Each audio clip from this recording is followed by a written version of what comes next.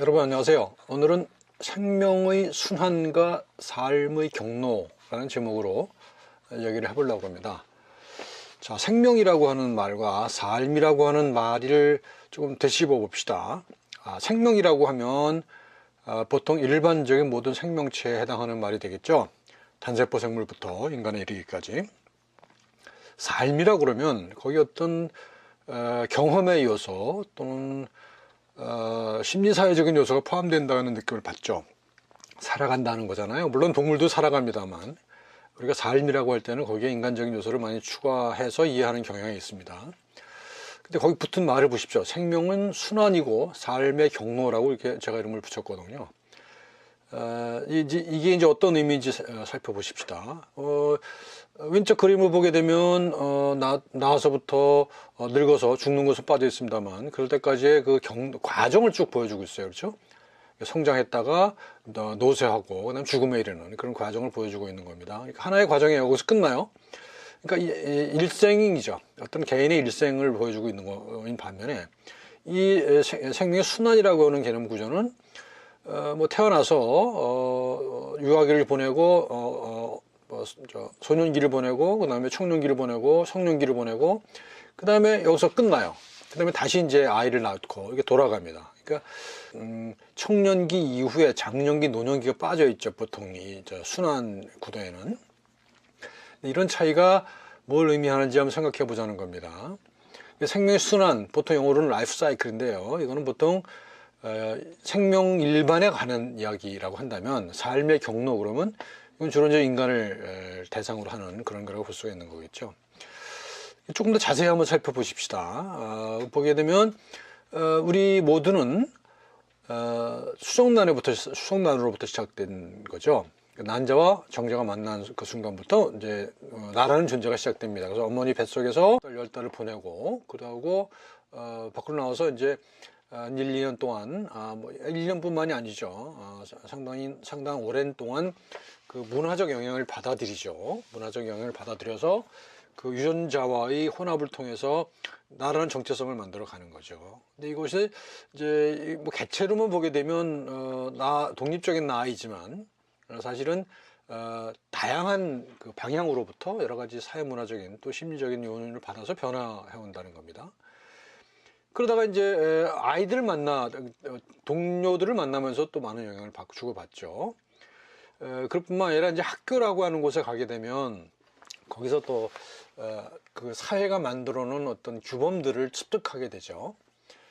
그러다가 이제 성년기에 이르러서 결혼을 하게 되죠. 결혼을 하게 되면서 또 다시 이 사이클이 반복됩니다. 이 사이클은 여기서 끝납니다. 결혼하고 아이를 생산함으로써 이 사이클이 끝나요. 근데 다른 동물들에서는 없는 과정이 인간에겐 또 따로 있는 것이죠. 보통 일반적인 동물들은 폐경기라는 게 없다고 그러죠.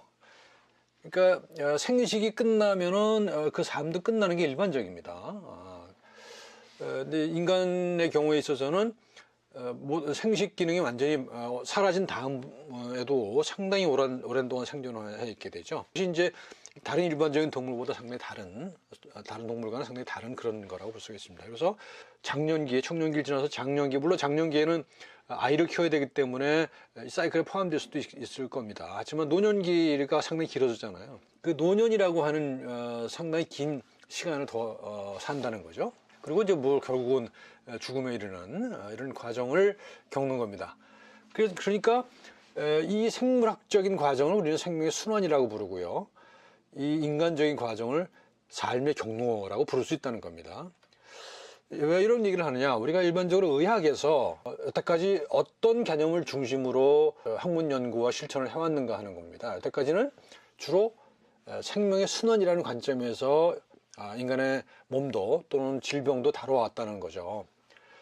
그래서 이제 지금 대안으로 제시되고 있는 것이 경로의 관점입니다. 그래서 지금까지 이제 순환이라고 하는 생명의 순환이라고 하는 관점에서 우리가 해결할 수 있는 문제가 많이 아직도 있고 여태까지 많은 문제를 해결해 왔죠. 하지만 장년기, 노년기가 길어지면서 이 생명의 순환이라고 하는 관점만 가지고는 해결되지 않는 문제들이 많이 발생하게 되잖아요. 그래서 그런 문제를 해결하기 위해서는 어떻게 해야 될 것이냐 하는 얘기를 지금부터 해보겠습니다. 먼저 이제 그 은유를 통해서 그 두 가지 방식을 비교를 해볼 필요가 있습니다. 순환의 방식과 경로의 방식을 비교해 보십시다. 우선 순환의 방식에서 보면요, 생명을 그 기계처럼 생각해요. 톱니바퀴처럼 라이프 사이클이 이렇게 톱니바퀴로 표현되고 있습니다. 그래서 여기서는 기계이고 톱니바퀴인 것으로 된다면, 경로의 관점에서는 인생을 여행으로 보죠. 그 여행이라고 하는 것은 사전에 결정된 경로로 따라가지 않죠. 대개는 물론 큰 틀은 결정됩니다만, 여행지에서 만나게 되는 다양한 조건들에 따라서 달라질 수가 있다는 말이죠. 그래서 여행이라는 은유를 사용하게 되고요. 또 순환의 관점에서는 설계도라는 은유가 활용됩니다. 그러니까 우리가 DNA, 우리 지놈이 설계도라고 생각하는 경향이 아니라 그걸 진실로 믿는 경우도 아직 있죠. 그래서 우리 그 유전체가 우리의 생명의 설계도다라고 생각하는 사람이 아직도 많이 있습니다. 반면에 경로의 은유에서는 그런 설계도가 아니라는 게, 우리 설계도대로 만들어지고 살아가는 존재가 아니라는 거죠. 우리는 기계가 아니기 때문에. 그래서 우리는 지도를 가지고 기도를 만들어가며 또 그걸 활용해가며 살아간다.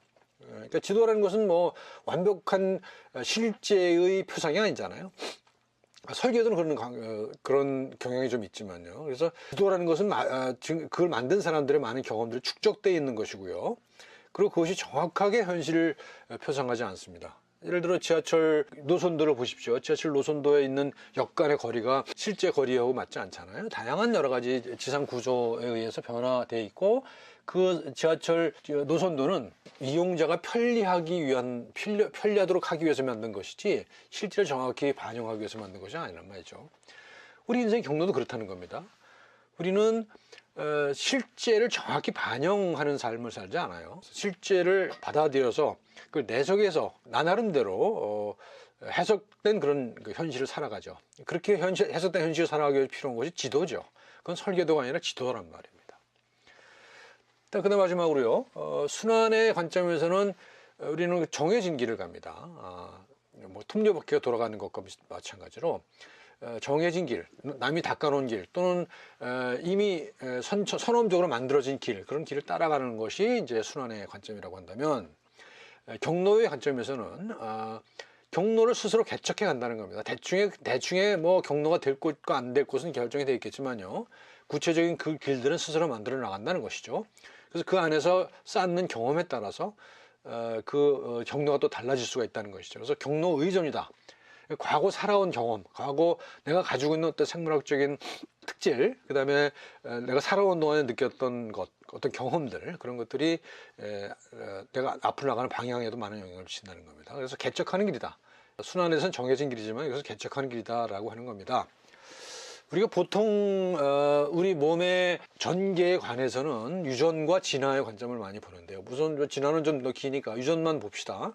지금까지는 유전체가 우리의 운명과 같은 거라고 생각하는 경향이 많았다고 그랬잖아요. 그래서 그런 전제하에서 소위 인간 그 유전체 연구가 시행됐잖아요. 그래서 지금은 그거 다 끝나서 거의 모든 이제 유전 정보를 해독하게 됐잖아요. 근데 놀랍게도 처음에 그 사업을 시작할 때 처음에 시작했던 전제가 이 사업을 마무리될 쯤이면 무너지죠. 그러니까 유전체가 그 생명체의 운명을 담고 있는 것이 아니라는 사실, 그 결정하는 것이 아니라는 사실들이 점차 알려지죠. 왜냐하면 그 유전 정보가 단백질로 번역되고 그 과정에서 어떤 형질을 발현하는 과정에 또 다양한 그 생물학적 현상들이 발견되거든요. 그러니까 여태까지 유전자 속에 모든 것이 접혀져 있다고 생각을 했거든요. 그래서 그걸 펼치면 그것이 우리의 현실이고 우리의 운명이 드러나는 거라고 생각을 했었는데, 실제적으로 연구를 해보니까 그렇지 않다는 것이 드러납니다. 그래서 이건 펼침이다.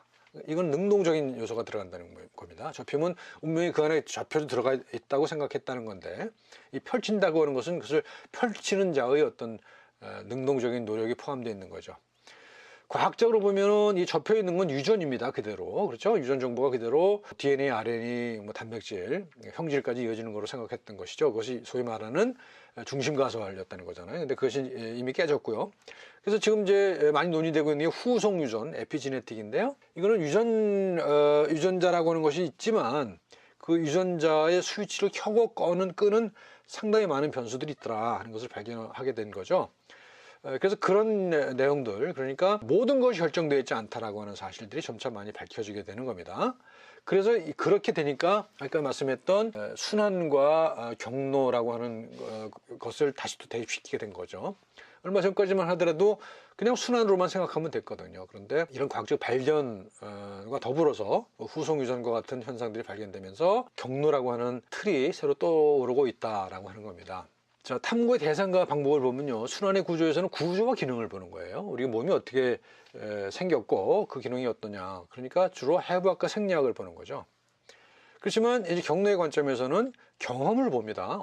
어떤 경험을 해왔는가. 그 다음에 지향점이 뭐냐, 목표가 뭐냐, 이거 생명체가 지향하는 것이 뭐냐, 그런 관점에서 보게 되죠. 그래서 그런 관점에서 보면 예술 또는 인문학과 상당히 유사합니다. 얼마 전까지만 하더라도 의학을 예술이나 인문학으로 비교하는 것에 대해서 굉장히 불편해하는 분들이 많았고 지금도 많이 있습니다. 사실은 그 의학을 이제 철저한 과학적 방법으로만 봐야 된다는 생각을 가진 분들이 아직도 많이 있습니다만, 제가 보기에는 너무 고리타분한 생각이고요. 제가 보기에는 이미 다 깨진 건데 붙들고 있는 거 아닌가 생각을 합니다.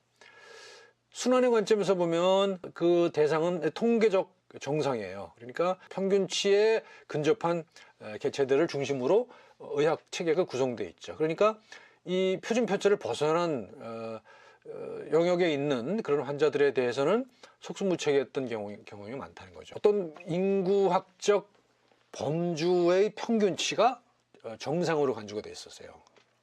그러니까 그 정상을 위한 과학이었다는 거죠. 정상을 위한 의학이었다는 것이죠. 근데 이제 경로의 관점을 도입하게 되면 집합적인 그 형질이 아니라 그 개인의 형질을 중심에 놓게 되고, 그 개인의 형질을 중심에 놓게 되니까 시간이 도입됩니다. 그래서 내가 어떤 질병이 있다 또는 어떤 건강 상태에 있다 할 때 그것을 내가 여태까지 살아온 인생, 살아오면서 했던 경험, 이런 것들을 고려하게 된다는 거고요. 새로운 방향을 설정하게 된다는 겁니다. 그래서 이것이 새로운 규범으로 만들어 간다는 겁니다.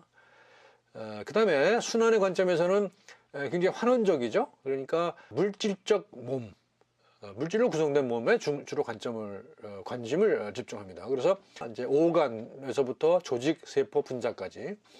하지만 결국 어디까나 몸속에 들어가 있는 어떤 물질적 존재에 초점을 맞추는 것이죠. 하지만 경로의 관점에서는 사람, 사회, 문화와 같은 좀 더 광범위한 영역의 변수들, 상황들을 같이 고려한다는 겁니다.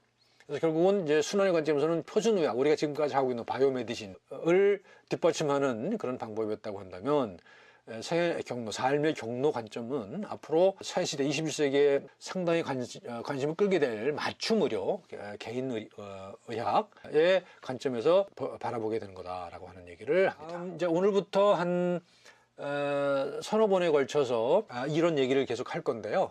과학과 인문학이 의학을 바라보는 여러 가지 다양한 관점들을 위해서 얘기를 할 겁니다. 이제 그리고 특히 이제 요 의학의 모형, 지금 의학의 모형이라고 하는 것이 이제 지금은 바이오메디칼 모델이고 생물의학, 생명의 순환이라고 하는 관점에서 보는 그런 의학이었고, 삶의 경로를 보는 의학은 Life Course Health Development라고 하는 이런 새로운 패러다임입니다. 그래서 이것이 변화해 오는 과정을 지금부터 오늘부터 한 서너 번에 걸쳐서 말씀드려 볼 겁니다. 복잡한 다른 변수도 있거든요. 이걸 한꺼번에 설명하기 어려우니까요.